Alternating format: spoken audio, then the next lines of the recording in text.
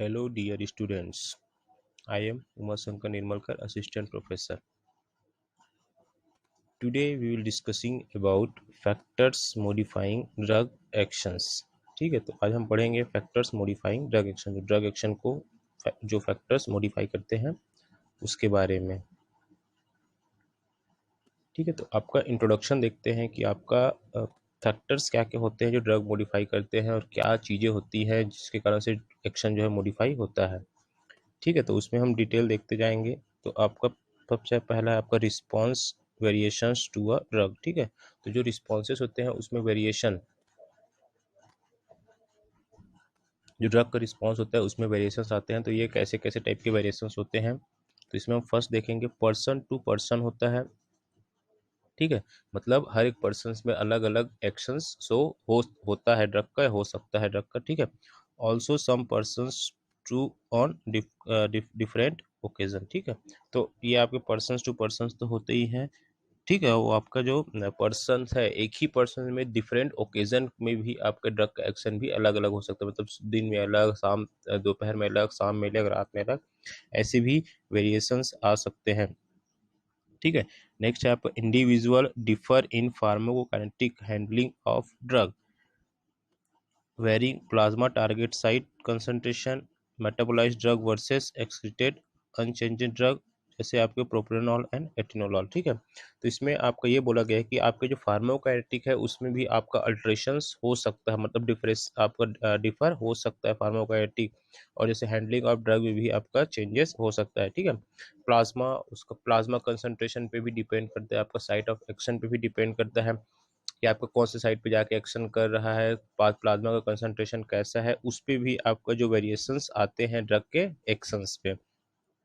ठीक है, उसके बाद आपका metabolised drug versus excreted unchanged, तो आपका जो मेटाबोलाइज्ड ड्रग है उसके बाद जो एक्सक्रीशन होता है, जिस उसका अनचेंज फॉर्म में मतलब एक्सक्रीशन हो रहा है, तो भी आपको वो वेरी कर सकता है। मतलब यहाँ पे ड्रग एक्शन क्या क्या है, वेरी कर रहा है, इसके कारण से आपका जो ये ड्रग एक्शन है वो आपका वेरी करता है। ठीक है, जैसे आपका प्रोप्रेनोलॉल और एटिनोलॉल दोनों एक ही कैटेगरी के ड्रग है, लेकिन दोनों का एक्शन क्या है, अलग अलग हो सकता है, क्योंकि ये भी आपके कंसंट्रेशन पे, साइट ऑफ एक्शन पे भी डिपेंड करता है, प्लाज्मा कंसंट्रेशन कितना है उस पर भी डिपेंड करता है। वेरिएशन इन नंबर और स्टेट ऑफ रिसेप्टर। ठीक है, तो वेरिएशन इन नंबर, और मतलब नंबर और स्टेट ऑफ रिसेप्टर, रिसेप्टर कहाँ पे प्रेजेंट है, मतलब आपका सेलुलर रिसेप्टर है कि आपका इंटरसेलुलर रिसेप्टर है कि आपका एक्स्ट्रा सेलुलर रिसेप्टर है, तो ये भी आपका स्टेट है, मतलब उसका पोजीशन कहाँ कहाँ पे होता है। नंबर्स, कितने नंबर्स में प्रेजेंट है वो रिसेप्टर, वो भी आपके ड्रग के एक्शन को क्या करता है, मॉडिफाई करता है, वेरी करता है। उसके बाद है आपका प्रोटीन और other components of response of effectuation. ठीक है, तो आपके जो प्रोटीन की कपलिंग है, कपलिंग प्रोटीन है, वो भी आपका वेरिएशन करता है कि आपका जो प्रोटीन है वो कपल कैसे हो रहा है ड्रग के साथ, मतलब जुड़ कैसे रहा है ड्रग के साथ, ये भी आपका मॉडिफाई करता है ड्रग के एक्शन को। Variation in hormonal neurogenic tone और कंसंट्रेशन।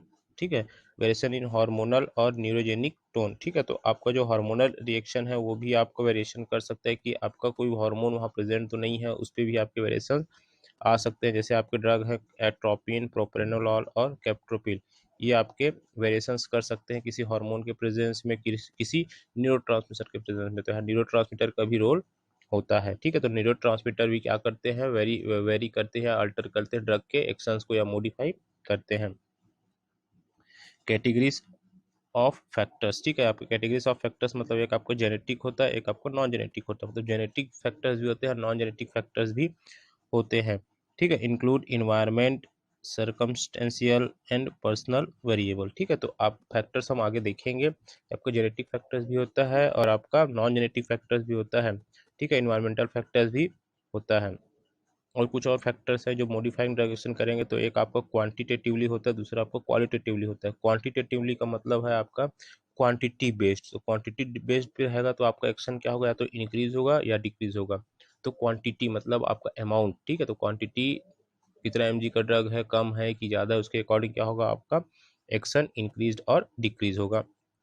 देन हम बात करते हैं क्वांटिटेटिवली की थी, मतलब क्वालिटेटिवली की, तो यहाँ पे क्वालिटी की बात होती है। तो क्वालिटी भी है आपका अल्टर्ड रिस्पॉन्स, एलर्जिक रिएक्शन और इडियोसिनक्रेसी। तो यहाँ पे क्वालिटी की बात हो रही है तो वहाँ पे आपका एलर्जिक रिएक्शन और इडियोसिनक्रेसी होगा। ठीक है,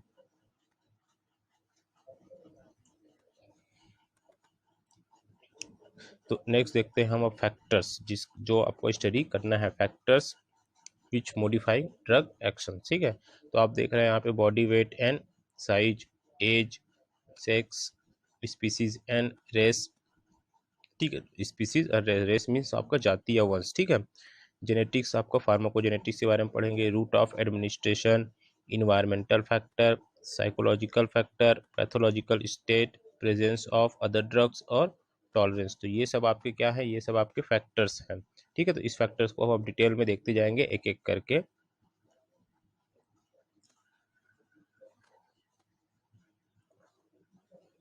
तो आपका फर्स्ट है बॉडी साइज या बॉडी वेट भी आप समझ सकते हैं इस चीज को। ठीक है, influence the concentration of the drugs attain at the site of action, influence the concentration of drug attain at the site of action. ठीक है, तो यहाँ पे आपका जो कंडीशंस है, ठीक है, वो भी आपका कंडीशन मतलब बॉडी के साइज पे भी डिपेंड करता है कि ओबेस है, कि लीन है, कि चिल्ड्रन है। ठीक है, तो बॉडी, यहाँ बॉडी साइज और बॉडी वेट दोनों की बात हो रही है, तो body weight and body surface area के अकॉर्डिंग क्या होता है, आपका ड्रग का एक्शन मॉडिफाई होता है कि आपको बॉडी का वेट कैसा है, बॉडी का साइज कैसा है, जैसे मोटे लोग हैं, पतले लोग हैं और बच्चे हैं। ठीक है, या आपको ज़्यादा वजन वाले लोग हैं, तो ये सब कंडीशंस होते हैं। ठीक है, किसी का बॉडी का सरफेस एरिया बहुत ज़्यादा है तो उसके अकॉर्डिंग बॉडी वेट आपका बढ़ता है। तो उसके लिए हमारे पास दो अलग अलग कंडीशंस होते हैं। ठीक है, तो एक आपको बॉडी वेट पे डिपेंड कर रहा है, एक आपका बॉडी सरफेस एरिया पे डिपेंड कर रहा है। तो उसके लिए दो फार्मूला है आपका। इंडिविजुअल डोज की बात करेंगे तो आपका बॉडी वेट, ठीक है, बॉडी वेट मतलब आपका, हम लोग हमेशा बॉडी वेट को केजी में वो करते हैं। ठीक है, body weight upon 70 into average adult dose. ठीक है, इंटू एवरेज एडल्ट डोज, ये सब पहले से डिटरमाइंड फार्मूलाज हैं। ठीक है, उसके बाद ये आपका बॉडी वेट पे डिपेंड करता है। दूसरा आपका इंडिविजुअल डोज है, वो आपका एक फार्मूला है आपका BSA। ठीक है, तो BSA मतलब आपका बॉडी सरफेस एरिया, आपकी बॉडी का सरफेस एरिया क्या है उसको हम मीटर स्क्वायर में डिनोट करते हैं, upon 1.7 into average adult dose. ठीक है, तो आपका जो BSA होता है वो can be calculated by DuBois formula. DuBois formula से कैलकुलेट किया जाता है बॉडी सरफेस एरिया को। तो body surface area is equal to होता है body weight in kilogram into height into 0.007184। ये आपके डुबोइस फार्मूला है जो डुबोइस ने, ठीक है, कुछ कुछ चीज़ों का स्टडी करके फार्मूला को बनाया है। तो अगर हम बॉडी वेट की बात करेंगे तो बॉडी वेट के अकॉर्डिंग अगर हम इंडिविजुअल डोज डिफाइन करेंगे तो ये आपका एक एग्जाम्पल है। ठीक है, अगर किसी पर्सन का बॉडी वेट 40 kg है, ठीक है, और इन upon 70 into average adult dose होता है वो आपको 500 mg होता है। तो आपका इंडिविजुअल डोज क्या हो जाएगा, तो आप पूरे फॉर्मूला में पुट करके आप निकालेंगे तो आपको हो जाएगा 285 mg। तो ये 285 mg क्या हो गया, आपका इंडिविजुअल डोज हो गया। तो ये आपके बॉडी साइज पे डिपेंड करता है कि आपके पर्सन का बॉडी साइज क्या है, तो उसके अकॉर्डिंग आप उसको निकाल सकते हैं। क्योंकि आपका एडल्ट डोज होता है 500 mg है, अगर उस पर्टिकुलर ड्रग का एडल्ट डोज आपका 500 mg है तो उस पर्सन का वजन आपका 40 kg है, तो उसके अकॉर्डिंग आपका इंडिविजुअल डोज क्या हो जाएगा, 285 mg हो जाएगा। तो ये आपका बॉडी बॉडी साइज है जो आपके ये भी आपका फैक्टर है जो ड्रग के एक्शन को मॉडिफाई करता है। देन हम देखते हैं एज। ठीक है, तो एज भी आपका एक फैक्टर होता है जो ड्रग के एक्शन को मॉडिफाई कर सकता है। ठीक है, तो एज की बात करेंगे तो आपका एज के लिए हमारे पास दो फार्मूला है जिसके बारे में आपने डिटेल पढ़ लिया है फार्मास्यूटिक्स में। ठीक है, यंग्स फार्मूला और डिलिंग्स फार्मूला। यंग्स फार्मूला जो होता है जैसे चाइल्ड डोज निकालेंगे, ठीक है, तो age upon age plus 12 into adult dose. ठीक है, वैसे ही आपको डिलिंग्स फार्मूला होता है age upon 20 into adult dose. ठीक है, तो ये आपके दो फार्मूलाज हैं जिसका यूज करके आप एज के अकॉर्डिंग डोज कैलकुलेट कर सकते हैं। ठीक है, तो यहाँ पे हम एग्जाम्पल के रूप में देखेंगे तो एग्जाम्पल में अगर 8 साल का बच्चा है, ठीक है, 8 साल का चाइल्ड है, तो 8 इंटू 8 प्लस 12, ठीक है, इंटू 500, तो इसको कैलकुलेट करेंगे तो हमारे पास जो चाइल्ड डोज हो जाएगा वो हो जाएगा 200 mg। ठीक है, या 0.2 ग्राम। ठीक है, तो 200 mg यहाँ पे आपका जो डोज है वो कैलकुलेट होगा किसके लिए, चाइल्ड के लिए। तो ये आपका एज के अकॉर्डिंग भी वेरी कर रहा है। तो अब उसमें नोट में देखते हैं हम infant and children are not small adults. ठीक है, तो जो आपके इन्फेंट्स होते हैं, चिल्ड्रंस होते हैं, वो आपके स्मॉल एडल्ट्स नहीं होते हैं। ठीक है, तो फिजियोलॉजिकल डिफरेंसेस होते हैं जो आपके स्मॉल एडल्ट्स हैं और चिल्ड्रन और इन्फेंट्स है, उसमें थोड़े थोड़े फिजियोलॉजिकल डिफरेंसेस होते हैं। ठीक है, जो उन इन्फेंट और चिल्ड्रन होते हैं उनका क्या होता है, लो होता है GFR, glomerular filtration rate and tubular transport. ठीक है, जैसे आपका जेंटामाइसिन एंड पेनिसिलिन, ये आपका इफेक्ट है जेंटामाइसिन और पेनिसिलिन का, अगर हम इन्फेंट में या चिल्ड्रन में देते हैं तो। उसके बाद उनका जो कंडीशन होता है low hepatic drug metabolising system in newborn. जो न्यूबॉर्न बेबी होता है उसका जो हिपैटिक ड्रग मेटाबॉलिज्म होता है वो क्या होता है, लो होता है। अगर इस किसी कंडीशन में हम उसको ड्रग दे रहे हैं तो उनको कंडीशन होता है ग्रे बेबी सिंड्रोम। ठीक है, तो एक ड्रग का एक साइड इफेक्ट है ग्रे बेबी सिंड्रोम जो होता है आपका। उसके बाद जो ब्लड बैरियर होता है ट्रिपल बी होता है वो मोर परमिएबल होता है। ठीक है, मोर परमिएबल होता है किसमें, न्यू बॉर्न इन्फेंट या चिल्ड्रन में। ठीक है, जो एब्जॉर्प्शन होता है वो एब्जॉर्प्शन ऑफ ड्रग क्या होता है, अल्टर्ड होता है। Lower gastric acidity and at slow intestinal transit. ठीक है, तो जो बच्चे होते हैं, जो चिल्ड्रन होते हैं, जो इन्फेंट होते हैं, उनका गैस्ट्रिक एसिडिटी लोअर होता है, जिसके कारण से एब्जॉर्प्शन ऑफ ड्रग अल्टर हो सकता है। ठीक है, उसके बाद आपको faster transdermal absorption and faster rectal absorption. ठीक है, फास्टर ट्रांसडर्मल, ठीक है, तो ये भी आपको डायज़ापाम का जो रहता है फास्टर ट्रांसडर्मल, क्योंकि स्किन के थ्रू बहुत जल्दी एब्जॉर्ब होता है और आपको रेक्टल के थ्रू जल्दी एब्जॉर्ब होता है, जैसे डायज़ापाम। ठीक है, after 1 year faster metabolism than adult phenytoin. ठीक है, तो आफ्टर 1 ईयर के बाद आपका जो फैक्टर है मेटाबोलाइजिंग का वो आपका चेंज हो सकता है। तो ये आपका एज रिलेटेड फैक्टर्स है, मतलब आपका एज भी वेरी कर सकता है कि बच्चों में अलग हो, एडल्ट में अलग हो, ओल्डर में अलग हो। तो एज भी आपका फैक्टर होता है जो ड्रग के एक्शन को मॉडिफाई करता है, ड्रग एक्शन को मॉडिफाई कर रहा है। ठीक है, हम थर्ड फैक्टर देखते हैं, तो थर्ड फैक्टर है आपका, थर्ड फैक्टर है आपका सेक्स। ठीक है, तो सेक्स की बात करेंगे तो आपका जो फीमेल है smaller body size, required dose are lower. ठीक है, तो फीमेल का जो बॉडी साइज होता है, ठीक है, वो लोअर होता है, मतलब कम होता है या स्मॉलर होता है एज कम्पेयर टू मेल। तो इसमें आपका जो डोजेस है वो कम लगते हैं। ठीक है, बीटा ब्लॉकर्स और मेथाइल डोपा डायरेटिक्स। ठीक है, तो ये जो बीटा ब्लॉकर ड्रग्स होते हैं, जो मेथाइल डोपा होता है, डायरेटिक्स होते हैं, ये सेक्सुअल फंक्शन को क्या करता है, इंटरफेयर करता है इन मेल में जो सेक्सुअल फंक्शन है उसको क्या करता है, इंटरफेयर करता है ये तीनों ड्रग। ठीक है, तो मतलब यहाँ पे मेल की बात कर रहे हैं तो मेल में यहाँ भी आपका ड्रग का जो एक्शन है वो मॉडिफाई हो रहा है। ठीक है, गायनेकोमेस्टिया आपका जो ड्रग होता है मेटोक्लोर प्रोपामाइड क्लोरप्रोमाजीन और कीटोकोनाजोल, ये तीनों ड्रग क्या करते हैं, गायनेकोमेस्टिया कॉज करते हैं। गायनेकोमेस्टिया मतलब आपका female like symptoms in male, मतलब मेल में आपके फीमेल के सिम्टम्स आने लग जाते हैं। ठीक है, तो ये भी आपका ड्रग मॉडिफाइंग हो गया, मतलब ड्रग के एक्शन को मॉडिफाई कर दिया। प्रेगनेंसी, तो ठीक है, पर्टिकुलरली थर्ड ट्राइमेस्टर, तो प्रेगनेंसी के टाइम में जो आपका थर्ड ट्राइमेस्टर का जो फेज होता है उसके टाइम में भी आप ड्रग का एक्शन जो है मॉडिफाई हो सकता है, अल्टर हो सकता है। तो ये हो गया आपका सेक्स का मतलब हो गया फीमेल और मेल में भी ड्रग का एक्शन अलग अलग हो सकता है।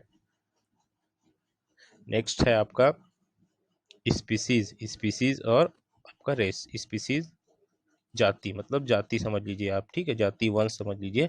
Species variation in drug response do exist. ठीक है, मतलब स्पीसीज वेरिएशन का रिस्पॉन्स भी होता है ड्रग का।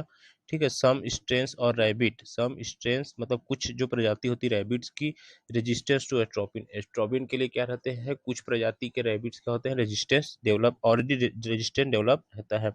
Rat and mice are resistance to digitalis, जो रैट एंड माइस होता है वो आपका डिजिटलिस के लिए रेजिस्ट होता है, क्योंकि ये भी आपका रैट एंड माइस एक स्पीसीज है, एक जाति है। ठीक है, racial differences have been observe. ठीक है, तो रेशियल डिफरेंस मतलब जातिगत डिफरेंसेस भी आपका ड्रग का एक्शन, उसमें भी आपका मॉडिफाइंग एक्शन होता है, जो जातिगत या वंशानुगत जो आपके एक्शंस होते हैं वो भी आपके डिफरेंसेस होते हैं। जैसे कि आपके blacks requires higher dose of atropine and ephedrine while mongols requires low dose. ठीक है, तो यहाँ पे ब्लैक्स और मंगोज की बात करें तो ये भी आपका एक रेसेस है, मतलब एक जाति है। ठीक है, तो ब्लैक्स जो होते हैं वो रिक्वायर होते हैं, हाइयर डोज होते हैं। ट्रोपिन और एफेड्रिन का जो डोज होता है वो हाइयर होता है ब्लैक्स में, लेकिन मंगोज की बात करेंगे तो उसमें क्या होता है, लोअर डोज होता है, मतलब लो डोज में भी वो एक्शन दे सकता है। ठीक है, तो ये हम रेस की बात कर रहे हैं। जैसे आपका अफ्रीकन्स है, अफ्रीकन्स जो होते हैं आपका जो beta blockers are less effective. जो अफ्रीकन्स होते हैं उसमें बीटा ब्लॉकर का इफेक्ट जो होता है लेस होता है। तो ये भी आपकी एक रेस की बात हो गई, जाति की बात हो गई, वंश की बात हो गई। तो ये वंश और जाति भी आपका अफेक्ट करता है ड्रग के एक्शन को, या मॉडिफाई करता है ड्रग के एक्शंस को। ठीक है, नेक्स्ट हम देखेंगे आपका फैक्टर। नेक्स्ट फैक्टर है आपका जेनेटिक्स। ठीक है, मतलब जीन से रिलेटेड आपके फैक्टर्स हैं। ठीक है, जेनेटिक्स की बात करें तो determination of drug responses, transporter enzyme, ion channel receptor and couples, control genetically individual variation of responses. मतलब यहाँ पे हम बात कर रहे हैं ड्रग रिस्पॉन्स का, जेनेटिक ड्रग रिस्पॉन्स का। तो यहाँ पे आपके ट्रांसपोर्टर, मतलब कौन से ट्रांसपोर्टर यूज हो रहा है, active transport, passive transport, osmosis से आपके ट्रांसपोर्टर है। एंजाइम्स, कौन कौन से एंजाइम्स यूज हो रहे हैं। आयन चैनल, कौन कौन से आयन चैनल यूज हो रहे हैं, कैल्शियम बेस्ड आयन चैनल हो रहा है, पोटेशियम बेस्ड आयन चैनल हो रहा है, chloride based ion channel use हो रहा है। उसके बाद आपके रिसेप्टर्स, कौन कौन से रिसेप्टर्स हैं आपके, आयन चैनल रिसेप्टर, जी protein couple receptor, nuclear receptor. ठीक है, जैक स्टेट रिसेप्टर। तो ये सब रिसेप्टर्स। उसके बाद कपलर्स, मतलब कैसे टाइप से कपल हो रहा है, कैसे टाइप से जुड़ रहा है। तो ये सब चीज़ें भी आपका, ये जेनेटिकली भी ये सब मॉडिफाई होता है। तो ये सब चीज़ें भी डिपेंड करता है ड्रग के एक्शन में या ड्रग के मॉडिफाइंग एक्शंस पे। ठीक है, इंडिविजुअल वेरिएशन ऑफ रिस्पॉन्सेज, मतलब आपके इंडिविजुअल वेरिएशंस होते हैं रिस्पॉन्स के लिए। फार्माकोजेनेटिक्स की बात करेंगे तो फार्माकोजेनेटिक्स क्या होता है, use of genetic information to guide the choice of drug and dose of an individual basis to identify individual who are either more likely और less likely respond to a drug. तो pharmacogenetics की बात करेंगे तो आपका जो genetic information होता है उस पर्टिकुलर पर्सन या उस पर्टिकुलर स्पीसीज के लिए, जेनेटिक इन्फॉर्मेशन के अकॉर्डिंग हम ड्रग को चॉइस करते हैं। ठीक है, ड्रग को चॉइस करते हैं, उसके बाद उसके डोज को इंडिविजुअली बेसिस पे क्या करते हैं, चेंजेस करते हैं। ठीक है, तो कंडीशंस क्या क्या होते हैं, so for genetics abnormalities have been identified. अगर हम इस चीज की स्टडी करते हैं, आपको फार्माकोजेनेटिक्स की स्टडी करते हैं, तो हमारा जो जेनेटिक एबनॉर्मलिटीज है वो आइडेंटिफाई हो जाता है। तो उसके अकॉर्डिंग हम ड्रग को चेंज करते हैं, अल्टर कर सकते हैं, ताकि आपका एक्शन जो है प्रॉपर मिले। पर्सनलाइज मेडिसिन गोल ये टू अचीव। ठीक है, तो उसके लिए भी आपको जेनेटिक इन्फॉर्मेशन होना चाहिए, ताकि हमको अच्छे से इफेक्ट मिल सके, हमको गोल का अच्छे से अचीव हो सके। ठीक है, जैसे आपका G6PD डेफिशिएंसी। ठीक है, तो ये आपको ग्लूकोज 6 फॉस्फेट डेफिशिएंसी आपका डिसऑर्डर होता है। ठीक है, जिसके कारण से जिसका आपका ड्रग होता है प्रीमाक्विन, क्लोरोक्विन, क्विनिन, डेप्सोन, एस्पिरिन। तो ये सब के कारण आपका जो आपका अब ग्लूकोज 6 फॉस्फेट डेफिशिएंसी होता है वो जेनेटिक्स के कारण होता है, जिसके कारण से आपका डिसीज हो सकता है। तो उसके लिए ट्रीटमेंट के लिए आप यूज भी कर सकते हैं अलग अलग ड्रग। ठीक है, तो आपको ड्रग भी कॉस्ट करते भी हैं आपका। तो ये भी आपका क्या हो गया, एक मॉडिफाइंग एक्शन हो गया बेस्ड ऑन जेनेटिक्स। ठीक है, तो जीन के बेसिस पे भी आपके ड्रग का जो एक्शन होता है वो मॉडिफाई होता है। ठीक है, नेक्स्ट हम देखते हैं, आपका नेक्स्ट फैक्टर है आपका routes of administration. Routes of administration की बात करेंगे तो आपका routes determine the speed and intensity of drug response. ठीक है, रूट मतलब जो आपका रूट है, कौन से रूट से हम दे रहे हैं, तो उसके बेसिस पे जो आपका स्पीड है और इंटेंसिटी मतलब अमाउंट है वो भी वेरी करता है। जैसे आप अगर पैरेंटल रूट में देंगे, तो अगर हमको स्पीड से ड्रग एक्शन देखना है तो हम पैरेंटल रूट से देते हैं। ठीक है, क्योंकि आपका पैरेंटल रूट डायरेक्ट ब्लड में दिया जा सकता है या ब्लड के नज़दीक में दिया जा सकता है, तो वो आपको पैरेंटल जो होता है वो स्पीड के लिए होता है। तो ये भी आपका क्या कर रहा है, ड्रग एक्शन को मॉडिफाई कर रहा है।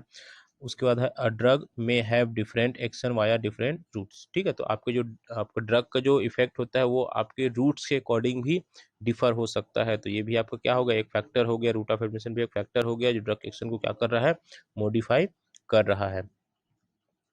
देन आप नेक्स्ट फैक्टर की बात करेंगे। नेक्स्ट फैक्टर है आपका इन्वायरमेंटल फैक्टर। Environmental factor. ठीक है, तो drug metabolise may get induced exposure to insecticide. मतलब अब यहाँ पे हम बात करें इन्वायरमेंटल फैक्टर की, तो ड्रग मेटाबॉलिज्म में गेट इंड्यूस्ड, जो ड्रग का मेटाबॉलिज्म है इंड्यूस हो सकता है एक्सपोजर टू इंसेक्टिसाइड, अगर किसी इंसेक्टिसाइड के एक्सपोजर में आ गया तो।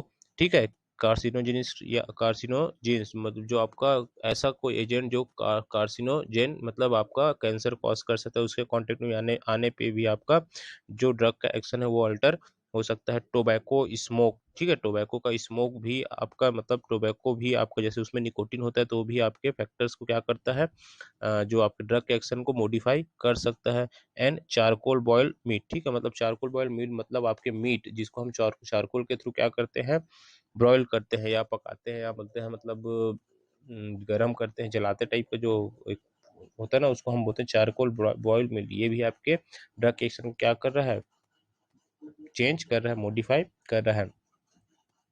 Food interfere absorption of some drugs while chances some drugs, ठीक है, तो कुछ कुछ फूड भी होते हैं जो आपके इंटरफेयर करते हैं, कुछ कुछ ड्रग भी होते हैं जो आपके इंटरफेयर करते हैं एक दूसरे के एक्शन को, ठीक है, जैसे ampicillin gets reduce griseofulvins great enhance, ठीक है, तो जैसे आपके ग्रिसोफुलविन जैसे आपको एक और ड्रग होता है आपका जैसे टेट्रासाइक्लिन को हम मिल्क के साथ नहीं दे सकते क्योंकि वो चिलेट का फॉर्मेशन कर लेता है। यहाँ पे फूड क्या कर रहा है, इंटरफेयर कर रहा है, ठीक है, मतलब फूड मतलब आपके डेयरी प्रोडक्ट्स जैसे हो सकते हैं, ठीक है। हिप्नोटिक्स टेकन एट नाइट, तो हिप्नोटिक्स जो ड्रग होते हैं उसको हम नाइट में देते हैं क्योंकि हमको उससे नींद आती है, आप दिन में नहीं दे सकते, तो दे सकते हैं लेकिन अब दिन में देंगे मतलब आपका क्या होगा, इन्वायरमेंटल कंडीशन, दिन में देंगे कहीं घूमने निकल गया तो अचानक से उसको सीडेशन हो गया या हिप्नोटिज्म हो गया तो वो आपका कंडीशन जो है आपका हार्मफुल हो सकता है उस पर्सन के लिए, मतलब खतरनाक हो सकता है, तो आपका ये इन्वायरमेंटल फैक्टर्स हैं।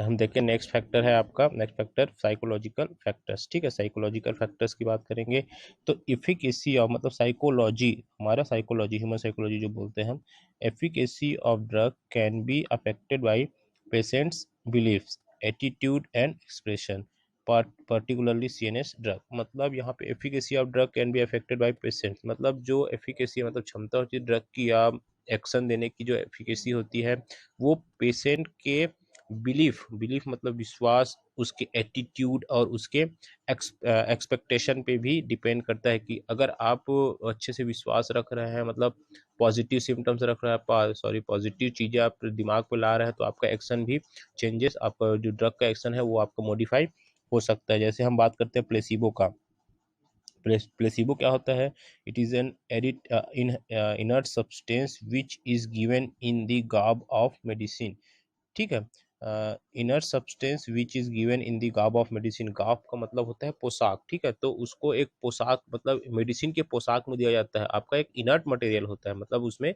कुछ नहीं होता है, ठीक है, इनर्ट मटेरियल होता है जिसको हम एक कवर के रूप में मतलब एक ड्रग कवर के रूप में देते हैं, कवर मतलब ड्रग कवर लगा देते हैं उसमें, मतलब गार्ब मतलब पोशाक लगा देते हैं किसी मेडिसिन का, वैसे देते हैं।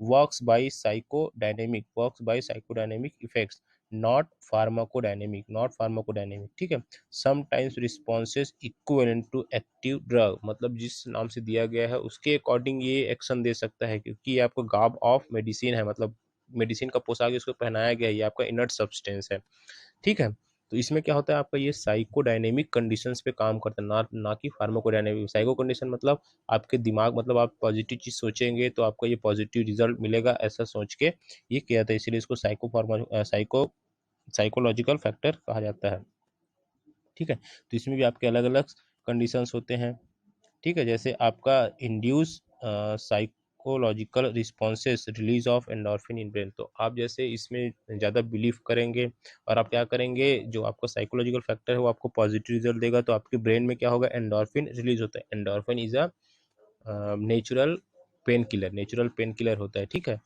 Uses control device in clinical trial and to treat a patient, ठीक है, ये आपका कंट्रोल डिवाइस होता है, मतलब कंट्रोल डिवाइस होता है इन क्लिनिकल ट्रायल में बहुत यूज़ किया जाता है आपका प्लेसिबो का, ठीक है, जैसे आपके एग्जांपल है लैक्टोज टेबलेट, कैप्सूल और वाटर इंजेक्शंस, ठीक है, वाटर इंजेक्शंस दिया जाता है एज अ ड्रग फॉर्म, मतलब वो प्लेसिबो होता है वाटर इंजेक्शन, वाटर का कोई वैल्यू मतलब वैल्यू नहीं बोलेंगे, कोई मतलब एक्शन होगा नहीं लेकिन वो एज अ प्लेसिबो वर्क कर सकता है, ठीक है, उसी का एक अपोजिट होता है प्लेसिबो का, नेसिबो, मतलब जो आपका negative psychodynamic effects of drug, negative psychodynamic effects of drug को हम नेसिबो बोल रहे हैं, तो यहाँ पे प्लेसिबो का इंपॉर्टेंट रोल होता है मॉडिफाइंग ऑफ ड्रग एक्शन में। नेक्स्ट फैक्टर है आपका ninth factor, this is a pathological state, pathological state देखेंगे आपका disease can influence drug disposition. ठीक है, तो आपका जो डिसीजेस होता है वो मतलब डिस्पोजिशन को क्या करता है, इन्फ्लुएंस मतलब बढ़ा सकता है। ठीक है, जैसे आपका GIT disease, liver disease, kidney disease, congestive heart failure and thyroid disease. तो जो डिसीज कंडीशन होता है तो ड्रग क्या कर सकते हो, डिसीज कंडीशन को और बढ़ा सकता है। ठीक है, या ड्रग की डिस्पोजिशन को और बढ़ा सकता है। ठीक है, तो ये आपका जो डिसीज कंडीशन है, this is a pathological condition, तो ये आपका डिसीज के कंडीशंस को भी बढ़ा सकता है। ठीक है, उसको हम बोल रहे हैं disease can influence drug disposition. ठीक है, ड्रग डिस्पोजिशन को जो डिसीज कंडीशन है वो बढ़ा सकता है। ठीक है, ये भी आपका होता है।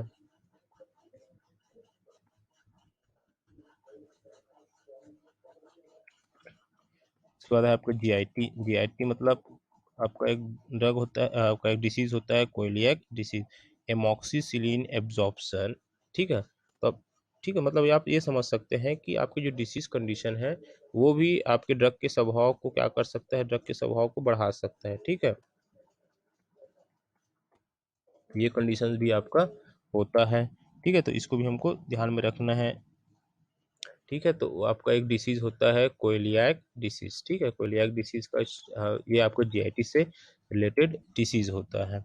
ठीक है, तो इसमें ड्रग मतलब इसमें आपको क्या होता है कि जो आपका ये भी आपको क्या है, एक टाइप का बोल सकते हैं इसको, इम्यून डिसऑर्डर भी बोल सकते हैं। ठीक है, इस ये आपका जो स्मॉल इंटेस्टाइन है वो, ये जो डिसीज है वो स्मॉल इंटेस्टाइन में अफेक्ट करता है। ठीक है, या इसको हम सीलियाक डिसीज भी बोलते हैं। तो इसमें आपको जो गैस्ट्रोइंटेस्टाइनल प्रॉब्लम है, जैसे आपका डायरिया है, एब्डोमिनल पेन है, ये सब चीज़ें होती हैं। ठीक है, तो इस कंडीशन में हम क्या करते हैं, एमॉक्सिसिलिन एब्जॉर्प्शन डिक्रीज। तो इस कंडीशन में आपको जब कोलियक डिसीज होता है तो हम एमॉक्सिसिलिन जब किसी को देते हैं तो उसका एब्जॉर्प्शन क्या हो जाता है, डिक्रीज हो जाता है, क्योंकि एमॉक्सिसिलिन का एब्जॉर्प्शन स्मॉल इंटेस्टाइन से होना रहता है। ठीक है, वाइल सिफेलेक्सिन एंड कॉर्टिमोक्साजोल इंक्रीज। ठीक है, अब यहाँ पे हम बात करें कोलियक डिसीज में, तो एमॉक्सिसिलिन का एब्जॉर्प्शन क्या हो रहा है, डिक्रीज हो रहा है, और वहीं पे आपका सिफेलेक्सिन और कॉर्टिमोक्साजोल का जो एब्जॉर्प्शन है क्या हो जा रहा है,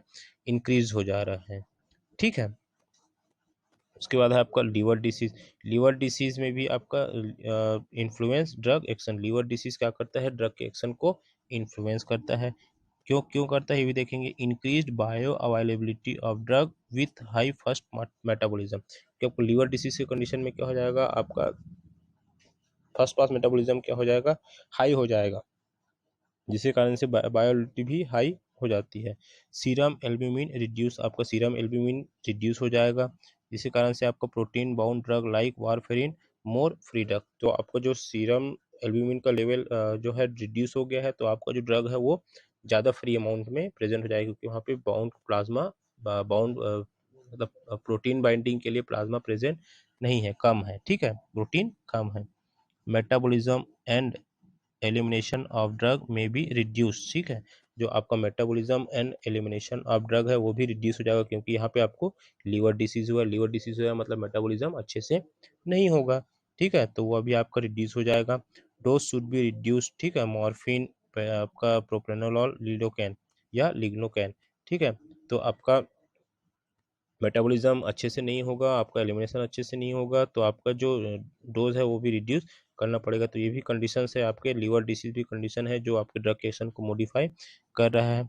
ठीक है, तो ये आपके पैथोलॉजिकल स्टेटस हैं, जिससे मतलब आपके डिसीज के कंडीशंस में आपको ड्रग का एक्शन जो है वेरी होते रहेगा, मतलब होता है। ठीक है, उसी पैथोलॉजिकल स्टेट में हम नेक्स्ट देखते हैं आपका इसका कंटिन्यूएशन में किडनी डिसीज। ठीक है, किडनी डिसीज भी आपका क्या करता है, pharmacokinetic of many drugs are affected. ठीक है, किडनी डिसीज के कारण आपका जो फार्माकोकाइनेटिक है ड्रग का, किसी भी ड्रग का फार्माकोकाइनेटिक है वो भी आपको क्या होता है, अफेक्टेड होता है। ठीक, क्यों होता है ये भी देखेंगे। Clearance of drug in unchanged form. ठीक है, जो आपका ड्रग का क्लियरेंस होता है, मतलब ड्रग जो रिमूव होता है उसका जो क्लियरेंस होता है वो क्या हो जाता है, अनचेंज फॉर्म में होता है। ठीक है, जैसे आपका अमीनोग्लाइकोसाइड, डिजॉक्सिन, फिनोबार्बिटोन। तो ठीक है, तो यहाँ पे clearance of drug in unchanged form is reduce, ठीक है, तो रिड्यूस हो जा रहा है क्योंकि यहाँ पे क्या है, आपको किडनी डिसीज हो रहा है। वो आपका जो क्लियरेंस है, ड्रग का क्लियरेंस है अनचेंज फॉर्म में, जो ड्रग का क्लियरेंस है वो क्या हो गया है, रिड्यूस हो गया। जैसे आपके ड्रग हेमिनोग्लाइकोसाइड, डिजॉक्सिन और फिनोबार्बिटोन, वो क्या हो जाता है, रिड्यूस हो जाता है। तो यहाँ पे आपका पैरेलल टू क्लियरेंस, ठीक है, loading dose not alter, dose should be reduce, ठीक है। तो यहाँ पे पैरेलल टू सीएल, आपका सीएल मतलब क्लियरेंस होता है, क्लियरेंस, ठीक है। लोडिंग डोज क्या हो जाएगा यहाँ पे, नॉट अल्टर, लोडिंग डोज होता है, अल्टर नहीं होता, जिसके कारण से आपका डोज भी है क्या हो जाता है, वो अल्टीमेटली रिड्यूस हो जाता है, ठीक है। तो ये भी आपका पैथोलॉजिकल स्टेज, मतलब किडनी डिसीज भी आपके ड्रग के एक्शन को क्या कर रहा है, मॉडिफाई कर रहा है, क्योंकि आपके किडनी में डिसीज हो गया है, किडनी अच्छे से काम नहीं कर रहा है। Plasma protein albumin reduce, plasma protein भी रिड्यूस है, एल्ब्यूमिन भी रिड्यूस है, जिसके कारण से binding of acetic drug affected, क्योंकि यहाँ पे प्रोटीन आपका जो प्लाज्मा प्रोटीन है और एल्ब्यूमिन है वो आपके अच्छे से नहीं है, क्योंकि यहाँ पे लीवर भी फंक्शन नहीं कर रहा है, जिसके कारण से आपका एसिडिक ड्रग जो होता है वो एल्ब्यूमिन के साथ बाइंड होता है, तो वो अच्छे से बाइंड नहीं हो पाएगा। तो अच्छे से बाइंड नहीं हो पाएगा तो उसका ड्रग का एक्शन भी अच्छे से नहीं मिलेगा। तो ये भी तो आपको मॉडिफाई हुआ ड्रग एक्शन का, ठीक है। Permeability of triple be increase, blood brain barrier increase, मतलब परमिबिलिटी मतलब ब्रेन में जो परमिबिलिटी होती है, ब्रेन में जो एक लेयर होता है जो उसको प्रोटेक्ट करता है किसी भी ड्रग से, मतलब हार्मफुल ड्रग से प्रोटेक्ट करता है, वो क्या होता है, उसकी परमिबिलिटी क्या हो जाएगी, इंक्रीज हो जाएगी, जिससे कोई भी ड्रग आपका इजिली क्रॉस कर सकते हैं। जैसे आपके ओपिएट्स हैं, ठीक है, तो मोर सीएनएस डिप्रेशन, तो अगर ओपिएट्स जो जगह ओपिएट्स जो ड्रग है, जैसे नार्कोटिक एनाल्जेसिक, अगर वो आपके ब्लड ब्रेन बैरियर को क्रॉस किया तो वो सीएनएस डिप्रेशन, मतलब जो high amount of CNS depressant है वो कॉज कर देगा, this is a more CNS depression, ठीक है। Drug acting via kidney mechanism becomes ineffective thyroid and urinary antiseptic, drug जो आप ऐसा ड्रग जो आपकी किडनी मैकेनिज्म के थ्रू, मतलब किडनी के थ्रू, किडनी में काम करते हैं, किडनी मैकेनिज्म के थ्रू काम करते हैं, तो वो ड्रग क्या हो जाएंगे, आपका इनइफेक्टिव हो जाएंगे, क्योंकि यहाँ पे आपकी किडनी डिसीज हो गया। जैसे आपके थायराइड है, वो thyroid is a diuretic and urinary antiseptic, जो आपके यूरिनरी ट्रैक्ट इन्फेक्शन के लिए हम ड्रग देते हैं, दिस इज यूरिनरी एंटीसेप्टिक, वो भी आपका इनइफेक्टिव हो जाएगा, ठीक है। तो ये हो गया आपका पैथोलॉजिकल स्टेट ऑफ ड्रग, ठीक है। कुछ कुछ कंडीशंस और है पैथोलॉजिकल स्टेट्स में, जिसके कारण से आपका जो ड्रग का एक्शन है वो भी मॉडिफाई होता है। जैसे आपके थायराइड डिसीज, थायराइड डिसीज में दो कंडीशन होता है, एक होता है आपका हाइपोथायराइडिज्म और दूसरा होता है आपका हाइपरथायराइडिज्म, ठीक है। तो हाइपोथायराइड की स्टेट में क्या होगा, जो sensitive to digoxin, morphine and CNS depression, तो जो हाइपोथायराइड मतलब थायराइड का लेवल आपकी बॉडी में जब डिक्रीज होता है तो वो सेंसिटिव हो जाता है कि डिजॉक्सिन, मॉर्फिन और सीएनएस डिप्रेशन ड्रग के लिए क्या हो जाता है, आपका बॉडी सेंसिटिव हो जाता है, ठीक है। वहीं अगर आपका जो थायराइड का लेवल है वो बढ़ गया है तो आपका रेजिस्टेंस टू आइनोट्रोपिक एक्शन, मतलब रेजिस्टेंस टू आइनोट्रोपिक एक्शन, मतलब जो आयंस के कारण जो एक्शन मिल रहा है, आयंस के कारण जो एक्शन मिल रहा है वो क्या हो जाता है, आपका रेजिस्ट हो जाता है। जैसे prone to cause arrhythmia by digoxin, तो आपका डिजॉक्सिन जो है आपका एरिथमिया कॉज कर सकता है, ठीक है। तो डिजॉक्सिन क्या, डिजॉक्सिन क्योंकि आपका कैल्शियम का लेवल बढ़ाता है, और कैल्शियम का लेवल बढ़ने से आपका जो फ्लटर रिएक्शन है, फ्लटर मतलब आपका हार्ट का जो कॉन्ट्रेक्शन रिलैक्सेशन है, कॉन्ट्रेक्शन बहुत बढ़ जाता है, जिसको हम एरिथमिया बोल रहे हैं, ठीक है। तो ये आपका पैथोलॉजिकल स्टेट है, जिसने अलग अलग डिसऑर्डर से, अलग अलग ऑर्गन में अलग अलग डिसऑर्डर जो हुआ है उसके कारण से आपके ड्रग का एक्शन मॉडिफाई हुआ है, तो इस कंडीशन को हम बोलते हैं पैथोलॉजिकल स्टेट, ठीक है। नेक्स्ट है आपका 10th जो आपका फैक्टर है, this is a presence of other drugs, presence of other drugs मतलब अगर बॉडी में आपके ऑलरेडी कोई ड्रग प्रेजेंट है, पहले आपने लिया है, उसके बाद आप कोई दूसरा ड्रग लेते हैं, this is a drug interaction, pharmacokinetic and pharmacodynamic, अगर आपके बॉडी में पहले से कोई ड्रग, आपने सुबह कोई ड्रग खाया है, 2 घंटे बाद फिर से कोई ड्रग खा रहे हैं, तो उसमें भी आपके चेंजेस हो सकते हैं, क्योंकि वहाँ पे ड्रग इंट्रैक्शंस की बात आती है, ड्रग ड्रग ड्रग इंट्रैक्शन होके भी आपके अलग अलग इफेक्ट देते हैं। जैसे हम बात करते हैं सिनर्जिज्म, एंटागोनिज्म, मतलब सिनर्जिज्म मतलब एक ड्रग दूसरे ड्रग के एक्शन को क्या करता है, बढ़ाता है, उसको हम सिनर्जिस्टिक इफेक्ट बोलते हैं। वैसे आपका एंटागोनिस्टिक इफेक्ट भी होता है, एक ड्रग दूसरे ड्रग के एक्शन को कम करता है, ठीक है। एडिटिव इफेक्ट बोल सकते हैं, एडिटिव इफेक्ट भी हो सकता है। तो ये सब चीजें भी क्या हो रहा है, यहाँ पे मॉडिफाई करेगा ड्रग के एक्शंस को, मतलब ड्रग इंटरेक्शन भी मॉडिफाई करता है ड्रग के एक्शंस को, ठीक है। नेक्स्ट देखते हैं हम 11th आपका टॉलरेंस, टॉलरेंस मतलब सहन शक्ति, मतलब आप टॉलरेंस की बात करते हो, सहन शक्ति कितना आप सह सकते हैं, दिस इज अ टॉलरेंस, ठीक है। तो टॉलरेंस की बात करेंगे तो requirement of higher dose of a drug to produce a given response, requirement of higher dose of drug to produce a given response. ठीक है, तो आपको क्या लगेगा यहाँ पे हायर डोज की नीड होती है, क्योंकि आपको रिस्पॉन्स चाहिए तो आपको हायर डोज की नीड होती है, क्योंकि यहाँ पे हम सहन शक्ति की बात करें हैं। तो टॉलरेंस की बात करें तो हाई डोज की नीड होती है अगर हमको अगर अच्छे से रिस्पॉन्स चाहिए तो इसमें आपका एक वर्ड लिखा है आपका रिफ्रैक्टोरीनेस। रिफ्रैक्टोरीनेस मतलब आपका हट हट या हटीलापन बोलते हैं ना, वैसी टाइप का, कि आपका बॉडी जो है हट करता है कि मुझे ज़्यादा डोज चाहिए तभी मैं इफेक्ट दूंगा, ये आपका कंडीशंस होता है। जैसे आपका sulfonyl urea in type two diabetes में सल्फोनाइल यूरिया, तो आपका सल्फोनाइल यूरिया का जब आप ज़्यादा अमाउंट में देते हैं, हाई डोज में देते हैं, तब जाके वो आपका टाइप टू डायबिटीज़ में एक्शन देता है, मतलब टाइप टू डायबिटीज़ को ठीक करने में हेल्प करता है। वैसे ही आपका बीटा 2 एगोनिस्ट जो आपका ब्रोंकियल अस्थमा में दिया जाता है। ठीक है, तो ये आपके एडॉप्टिव बायोलॉजिकल फिनोमिना में वर्क करता है, मतलब ये आपके अलग अलग टाइप के चेंजेस कर सकते हैं। जैसे आपका नेचुरल की बात करेंगे तो species individual inherently less sensitive, जैसे rabbit to atropine and blacks to beta blockers. ठीक है, तो ये भी आपका स्पीसीज पे भी डिपेंड करता है कि आपका जो स्पीसीज होता है या जो आपका इंडिविजुअल इनहेरिटेड मतलब इंडिविजुअल जेनेटिक्स कंडीशन भी है, वो भी आपका क्या होता है लेस सेंसिटिव हो तो भी आपका ये कंडीशन हो सकता है। जैसे आप रैबिट मतलब एट्रोपिन रैबिट में, और जो बीटा ब्लॉकर है वो ब्लैक्स जो पर्सन होता है, ब्लैक स्पीसीज होता है, उसमें क्या होता है आपका वेरी करता है। तो यहाँ पे हम रिक्वायरमेंट ऑफ हायर डोज की बात करें तो अगर हमको अच्छे से एक्शन चाहिए तो कुछ जो ड्रग है उनका उनका हमको हाई डोज चाहिए रहता है, तभी वो अच्छे से एक्शन देता है। ठीक है, उसके बाद एक्वायर्ड की बात करेंगे। एक्वायर्ड का मतलब होता है बाई और ऑब्टेन, क्या मिलता है मतलब ऑब्टेन।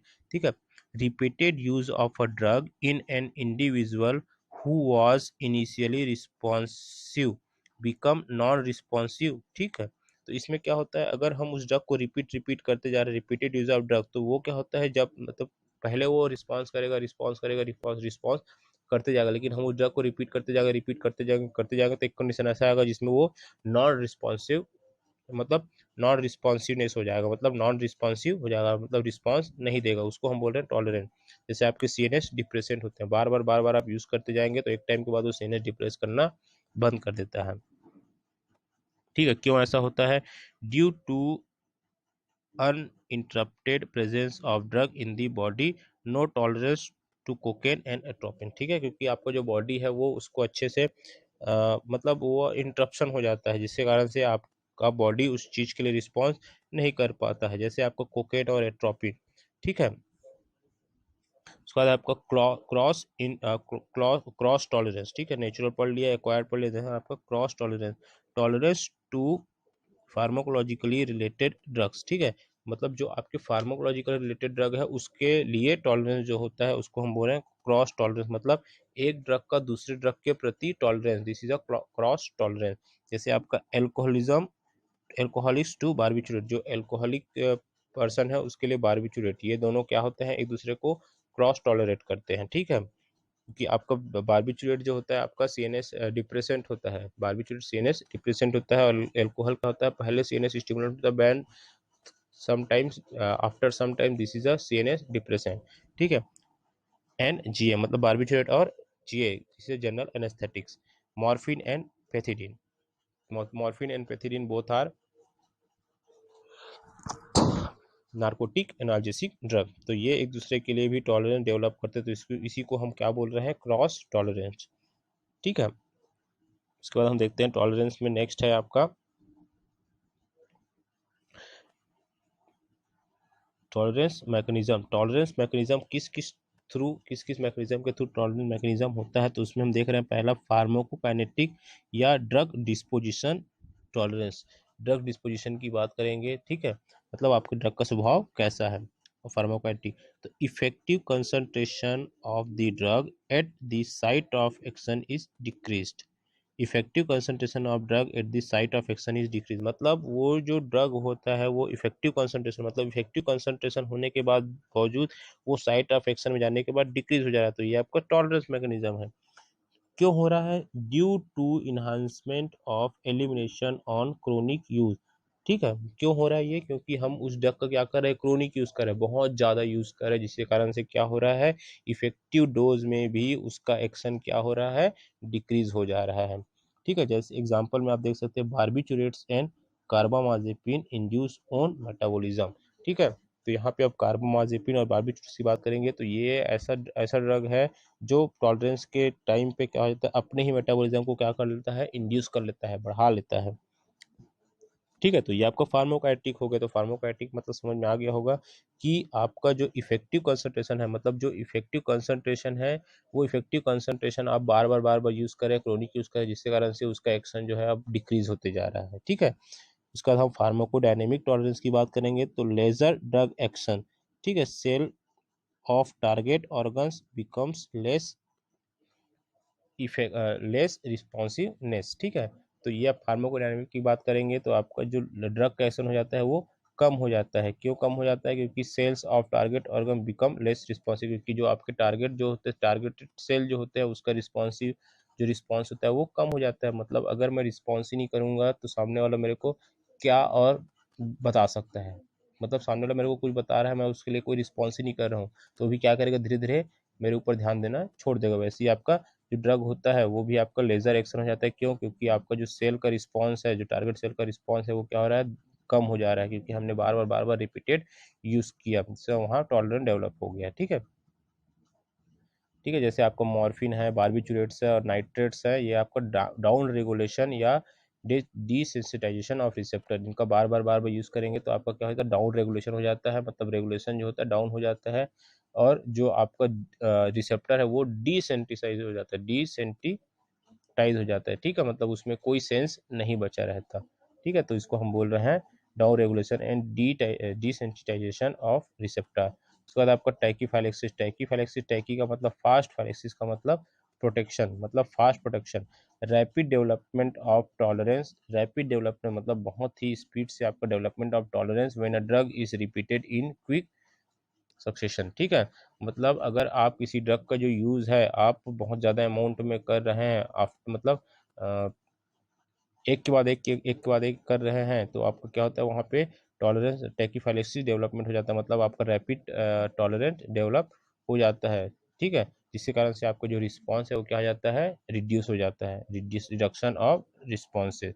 ठीक है, usually with indirectly acting drug, जैसे इफिड्रिन, टायरामीन, निकोटीन, तो ये आपका इनडायरेक्टली ड्रग है जो इनडायरेक्टली मैकेनिज्म के थ्रू वर्क करते हैं। तो उसमें क्या होता है, आपका रैपिड डेवलपमेंट हो जाता है, tolerance, rapid development of tolerance होता है, जिसके कारण से जो इसका रिस्पॉन्स है वो रिड्यूस हो जाता है, और साथ में आपका रिसेप्टर भी क्या होता है, डाउन रेगुलेशन में चला जाता है, जिसके कारण से आपको एक्शन अच्छे से नहीं मिल पाता है। तो ये कंडीशंस है आपके, ये आपके अलग अलग कंडीशंस है जिसके कारण से आपका जो ड्रग का एक्शन है वो मॉडिफाई होता है।